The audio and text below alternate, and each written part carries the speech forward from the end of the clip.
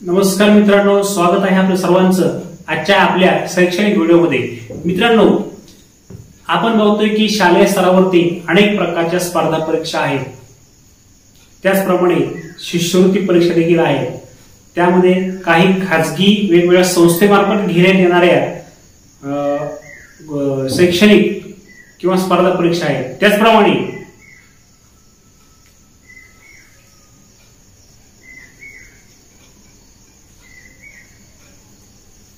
नमस्कार मित्रांनो, स्वागत आहे आपलं सर्वांचं आजच्या आपल्या शैक्षणिक व्हिडिओमध्ये। मित्रांनो, आजच्या आपल्या शैक्षणिक व्हिडिओमध्ये आपण एक अतिशय महत्त्वाची शैक्षणिक अपडेट बद्दलची माहिती जाणून घेणार आहोत। तर काय आहे ही अपडेट, चला तर बघूया।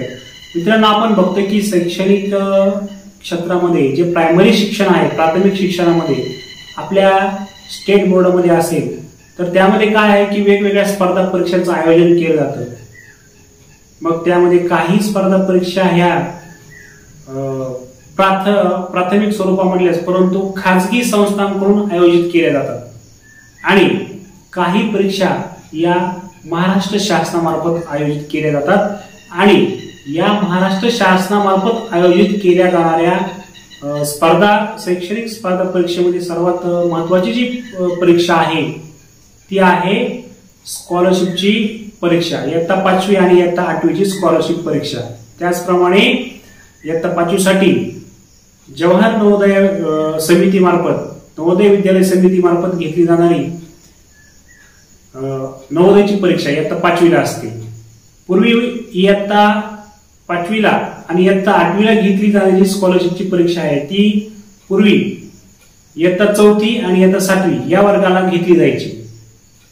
मग या परीक्षेमधून काय होतंय, विद्यार्थ्यांचा काय फायदा आहे, तर ह्याच परीक्षेला बसल्याच्या नंतर भावी आयुष्यामध्ये ज्या विद्यार्थ्यांना स्पर्धा परीक्षांना सामोरे जायचं असतं त्या स्पर्धा परीक्षांचा जो बेस आहे, जी बेसिक तयारी आहे, मूलभूत तयारी जी आहे, तो बेस पक्का करण्याचं काम या स्पर्धा परीक्षा करतात। आणि शालेय जीवनामध्येच भावी जीवनामध्ये त्यांना ज्या स्पर्धेला सामोरे जायचं आहे, ज्या स्पर्धा परीक्षांना सामोरे जायचं आहे त्याचा अनुभव त्यांना यावा, हा या स्पर्धा परीक्षाच्या आयोजनाच्या पाठीमागचा शासनाचा उद्देश आहे मित्रांनो। आणि मग आता या बाबतीत नेमकं काय अपडेट आहे, तर या बाबतीमध्ये अपडेट असा आहे मित्रांनो की या चालू वर्षापर्यंत इयत्ता 5वी आणि इयत्ता 8वी या दोन वर्गाला जी शिष्यवृत्ती परीक्षा होती, स्कॉलरशिपची परीक्षा, ती परीक्षा पूर्वीप्रमाणेच इयत्ता 4थी आणि इयत्ता 7वी या दोन वर्गांना लागू करण्याचा जे निर्णय आहे तो निर्णय शासन घेण्याच्या तयारीमध्ये आहे। म्हणजे शिक्षण विभागाने तसा प्रस्ताव शासनाकडे पाठवलेला आहे, परंतु अद्याप त्याला तशी परवानगी मिळालेली नाही।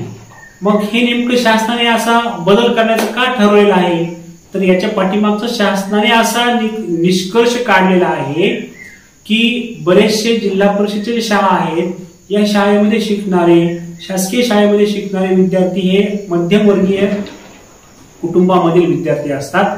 ते पालक जास्त शैक्षणिक बाबीसाठी खर्च करणं त्यांना शक्य नसतं आणि त्या मुलांना त्यांच्या शैक्षणिक खर्चासाठी हातभार लागावा, आर्थिक हातभार लागावा आणि त्यांची देखील चांगली शैक्षणिक तयारी व्हावी, गुणवत्ताधारक विद्यार्थी निर्माण व्हावे या उद्देशाने शासनाने ही जी परीक्षा ठेवलेली आहे।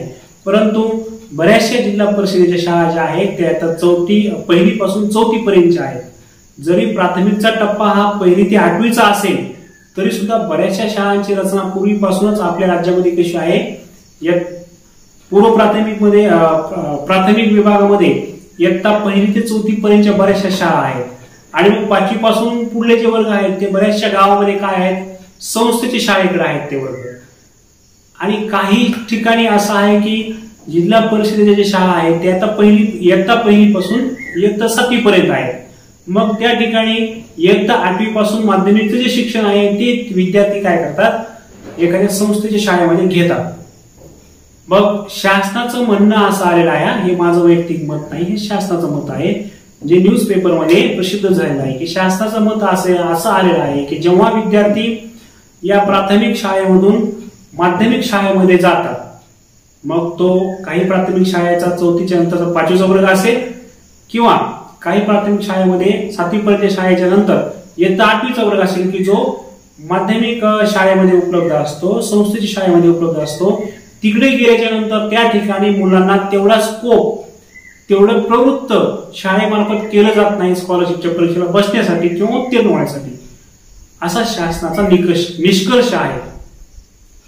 आणि म्हणून शासनाने असं ठरवलेलं आहे की या विद्यार्थ्यांना, गरिबाच्या विद्यार्थ्यांना, मध्यमवर्गीय विद्यार्थ्यांना, ग्रामीण भागातील विद्यार्थ्यांना, जे शासकीय शाळेमध्ये शिक्षण घेतात त्या विद्यार्थ्यांना या स्पर्धा परीक्षांचं ज्ञान मिळावं, त्यांची गुणवत्ता चांगली वाढावी, त्याचप्रमाणे त्यांना पुढील शिक्षणासाठी काही आर्थिक हातभार लाभावा. आर्थिक हातभार म्हणजे काय, तर जर समजा एखादा विद्यार्थी इयत्ता 4थीच्या म्हणजे सध्याच्या इयत्ता 5वीच्या स्कॉलरशिप मध्ये जर विद्यार्थी शिष्यवृत्ती पात्र झाला, गुणवत्ताधारक झाला, तर त्याला दरमहा 500 रुपये एवढी शिष्यवृत्ती मिळते. आणि इयत्ता 8वी मध्ये जर विद्यार्थी शिष्यवृत्ती पात्र, शिष्यवृत्ती धारक झाला, फक्त पात्र नाही तर शिष्यवृत्ती धारक झाला, तर त्या विद्यार्थ्याला दरमहा 750 रुपये एवढी स्कॉलरशिप मिळते.